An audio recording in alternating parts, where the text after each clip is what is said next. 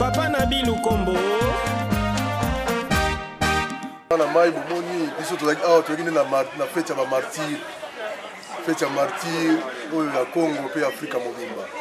Donc idéologie yango eza nzila Congo. Bino boyebi yango kaka nzila Congo. Mpona kati ya nzila Congo bayebisi kaka ke non fo to replier bakote touta. Ko replier na idéologie po mokili oyo peuple na peuple aza na idéologie na ye. Pe peuple na peuple atambolaka na lolenge na bango oyo basetre yango batikela. Yango na biso topona déjà ya biso. Donc tokoya na bakode ya mobutu te. Comme Mbulusi Kimbangu yazali grand prêtre ya bamasolo na kati ya mokili oyo. Na bamindele ti lelo makambo yebisa bango lelo mpe bandimi mais ekomi kaka soni nde osala bango lelo po bakocango ti na bajournaux atati na balobelaka yango. Mais oyo to aloba ke ngala na bango ekosuka na 1999. Le depuis to banda 2000 toza na kati ya l'ère Kimbangu.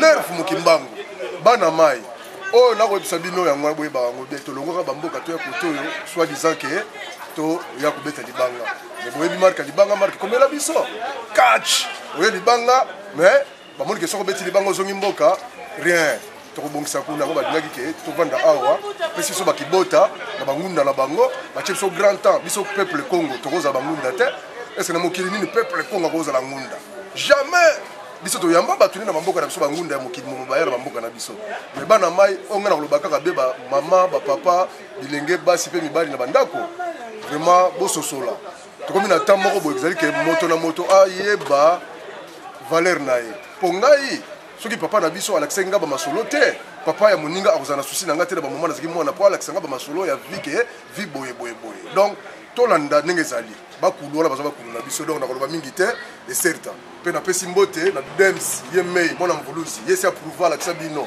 ayembi asali ba makambo tu ba clip ezali bomona ka yango tokoloba trop te. Papa Nabil Lukombo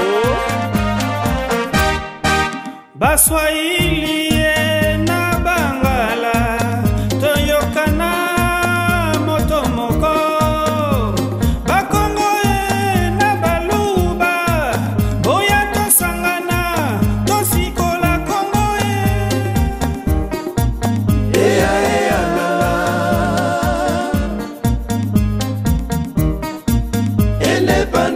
physique tozuaye etikali chacha ya molimo tosambela zambe ya bakoko elobaki Kimbangu yebulusi